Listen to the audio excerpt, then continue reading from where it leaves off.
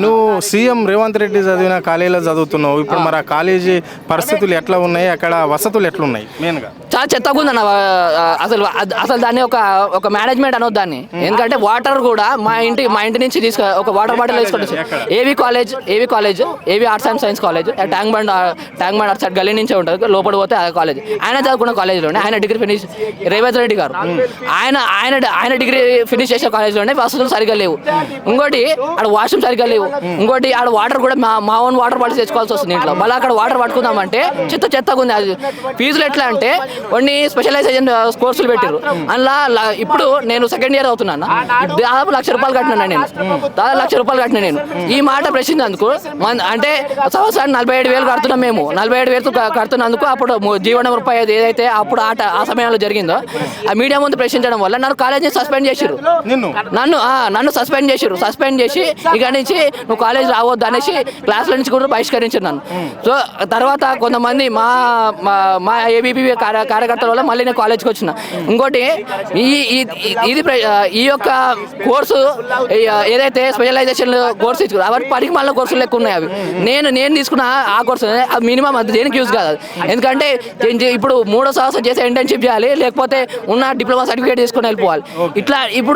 ఇట్లాంటి స్పెషలైజేషన్ కోర్సులు అనేక కాలేజీలలో చేసిర్రు. ఇది ఎందుకు ట్యాక్స్ పెంచాలి, ట్యాక్స్ వసూలు చేయాలని. ఇప్పుడు ఈ రేవంత్ రెడ్డి ప్రభుత్వం ఏ అడ్మినిస్ట్రేషన్ కరెక్ట్ మెయింటైన్ చేస్తుంది చెప్పండి. ఇక్కడ ఏ అడ్మినిస్ట్రేషన్ కరెక్ట్ మెయింటైన్ చేస్తుంది? అడ్మినిస్ట్రేషన్లో మొత్తం ఫెయిల్ అయింది. 3 సెక్టర్లు ఫెయిల్ అయింది. ఇలాగే విద్యార్థుల అడ్మినిస్ట్రేషన్ కూడా టోటల్గా ఫెయిల్ అయింది. ఇంకోటి అక్కడ అసలుకి ఒక అడ్మినిస్ట్రేషన్ మెయింటైన్ చేయడానికి ABCD అని తెలిసినోడైతే కనీసం స్కూళ్ళు కాలేజ్లో లేకపోతే ఇంకా వేరే విద్యార్థి సంస్థలు ఒక సమస్యలు తగ్గిస్తాడు. ఇది ముఖ్యమంత్రి చేతుల్లో ఉంది విద్యాశాఖ. ఇప్పుడు మరి ఎన్నిసార్లు ఈ రివ్యూ మీటింగ్ జరిగింది విద్యాశాఖల మీద కావచ్చు, లేకుంటే కళాశాలల పైన కావచ్చు, అనేక రంగాలలో విద్యార్థులు ఎందుకు మరి ఇప్పుడు హాస్టల్ విద్యార్థులలో కొంతమంది అవస్థకు గురై చనిపోయిన సంఘటనలు చూసినాం మన గురుకుల. ఈ పరిస్థితికి మొత్తం కారణం ఏంటి అంటారు మీరు? కారణం అనేది ఒకటే అన్న. ఒకటి ప్రభుత్వం పట్టించుకోకపోవడం. ఇంకా రెండోది ఏంటంటే అధిక ఫీజులు ట్యాక్సులు పెంచడం వల్ల. ఇంకోటి కనీసం తక్కువ ఏదైనా ప్రైవేట్ స్కూల్ దొరుకుతుంది అన్న. మేము మా పిల్లల్ని జాయిన్ చేసుకోవాలి, ఎవ్రీ పేరెంట్స్ అదే అనుకుంటారు కదా. కాకపోతే అక్కడ కూడా ట్యాక్సులు పెంచడం వల్ల ఫీజులు కూడా ఆటోమేటిక్గా పెంచారు. ఎందుకంటే రెవెన్యూ రావట్లేదు అనేసి. మరి నువ్వు మహిళలకి బస్ ఛార్జీలు ఫ్రీ ఎందుకు ఇచ్చినావు రేవంత్ రెడ్డి? నేను అడుగుతున్నా. ఇది బస్ ఛార్జీలు ఫ్రీ అవసరం ఏంది? మహిళలు అక్కడ ఎందుకు ట్యాక్స్ కలెక్ట్ చేస్తావు? అక్కడ ట్యాక్స్ రాదా? అసలుకి DSRTC నుంచి నీకు ట్యాక్స్ రాదా? అంటే అన్న తమ్ముడు, ఇప్పుడు 6 గ్యారంటీలలో అదొక పథకం కాబట్టి 6 గ్యారంటీలు ఇంప్లిమెంట్ అయినట్లన్నా మీ విద్యార్థులకు ఇస్తానా నిరుద్యోగ వృత్తి కావచ్చు, ఇంటర్మీడియట్ చదివిన వాళ్ళకి ఇంత ఇస్తా, డిగ్రీ చదువుకున్న వాళ్ళకి ఇంత ఇస్తా అని చెప్పిండు కదా, ఎంతనో కొంత డబ్బులు ఇస్తా అని చెప్పిండు కదా మీ చదువుకోవడానికి. అది ఇంప్లిమెంట్ అయిందా ఈ 14 నెలల కాలంలో? అన్న ఒకటి చెప్తున్నా, నిరుద్యోగ వృత్తి ఎందుకన్నా? ఉద్యోగాలు వేయరు అన్న. ఫస్ట్ ఉద్యోగాలు కరెక్ట్ సమయంలో కరెక్ట్ టైంలో వేయండి ఉద్యోగాలు. మీరు వచ్చిన ఏమంటే ఇప్పుడు మాదని కాదు, అనేక విద్యార్థి సమస్యలు ప్రొటెస్ట్ చేసినాయి. మీ మీడియాలో మేము కూడా చూసాను నేను. ఇప్పుడు ఏదో ఉద్యోగ కానిస్టేబుల్ ఇప్పుడు ఎస్ఐలు కొంతవరకు ఇంకా చాలా మంది అమీర్పేట చుట్టూ తిరుగుతున్నారు. నేను వృత్తి ఎంత వస్తుంది? 3,000 సరిపోతుందా? నేను 3,000 అదే 3,000తో నేను ఇంటికి గడప కడతాను. 3,000, 4,000, 5,000 రైతు బంధు కూడా చక్కగా ఇవ్వాలి. కనీసం రైతు బంధు ఇస్తే కనీసం ఏదైనా కాలేజ్ ఫీజు అన్న కడుతుండే. మేము రైతు బంధే లేదు అసలుకి. ఇంకా అడ్డిపడి ఇప్పుడు ఇస్తాం అనేసి రైతు బంధు కూడా పక్కన పడేసారు అసలుకి. ఇంకోటి మీకు తెలిసి ఉంటే, నీ కరెక్ట్ రాజకీయాల మీద అవగాహన ఉంటే నువ్వు పరిపాలన చేసుకో. లేదు నాకు తెలియదు అంటే పోయి రిజైన్ చేశాను. మీ కాలేజ్కి అక్కడ డిగ్రీ చదువుకోండు ముఖ్యమంత్రి. ఇప్పుడు 14 నెలలు ఆయన ముఖ్యమంత్రి అయ్యి ఒక్కసారన్నా మీ కాలేజీకి వచ్చిండా? లేదన్న. మా కాలేజ్ ఎదురుగానే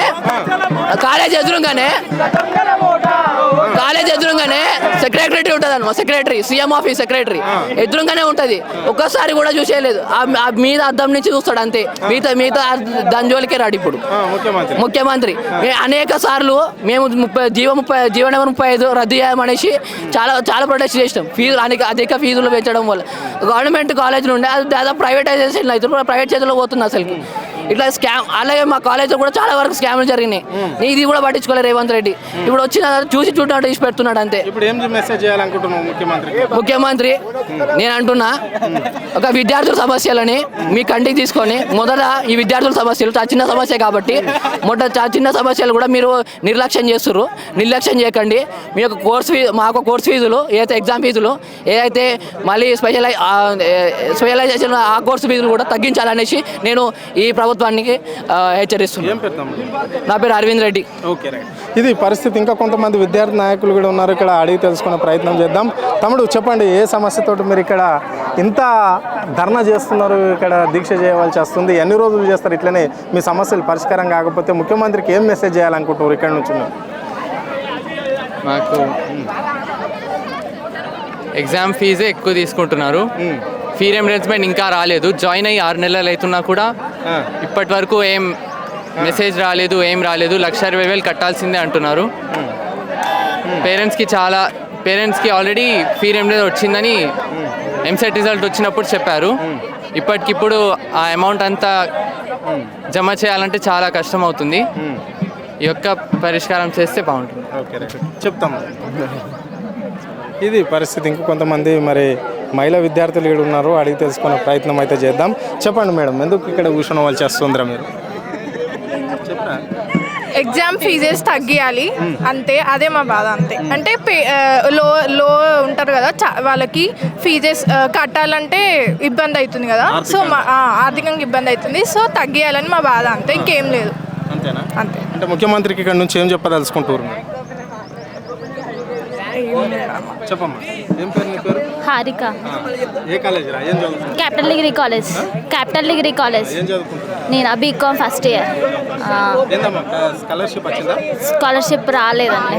3 years నుంచి స్కాలర్షిప్ మాత్రం వస్తలేదు. కానీ ఫీజు గురించి ఎక్కువ డిమాండ్ చేస్తున్నారు కదా, అందుకని. ఎంత అంటే 3,000 4,000 అంట. అన్ని సబ్జెక్ట్స్ పోయిన వాళ్ళు ఎట్లా కట్టుకుంటారని, ఒక 2-3 గంట అంటే కట్టించుకోవచ్చు, కానీ 4 సబ్జెక్టులు 5 సబ్జెక్ట్ వాళ్ళు ఎట్లా కడతారని 4,000-5,000 అంటే అందుకని దాని గురించి వచ్చిన. చెప్పరా, ఏం పేరు రా నీ పేరు? జీవీనా. ఏ college? Capital degree college, BCom first year. Fees కోసమే అంటే డిమాండ్ చేస్తున్నారు, అంటే ఎక్కువ ఫీజు పే చేయించుకుంటున్నారు. ఇంకా సప్లీకి కూడా 4,000 అంట. అందుకోసం ట్యూషన్స్ మా డిగ్రీకి ఉండదు కదా. చెప్పమ్మా, నీ పేరు? పూజ. చెప్పు. అంటే మాకు కాలేజ్ ఫీజు ఎగ్జామ్ ఫీజెస్ చాలా ఎక్కువ తీసుకుంటున్నారు, సో అది తగ్గించాలని మేము ఇక్కడ. ఎట్లుందిరా మరి 14 నెలల పాలన రేవంత్ రెడ్డి? అంటే ఎట్లా అనిపిస్తుంది 14 నెలల పాలన? కానీ మాకు కాలేజ్లో స్కాలర్షిప్ కూడా రావట్లేదు కదా, దాని గురించి. చెప్పరా, నీ పేరు? రాణి కుమారి. చెప్పమ్మా, ఎట్లా అనిపిస్తుందమ్మా ఈ 14 నెలల కాంగ్రెస్ పరిపాలన? సార్ అవన్నీ సైడ్ కన్నా నీడ్ వచ్చింది, జస్ట్ స్కాలర్షిప్ ఇంకా ఫీజు కోసం. సార్ ఫీజు తగ్గించాలి. ఇది ఎగ్జామ్ ఫీజు ఎక్కువ తీసుకుంటారు వాళ్ళు.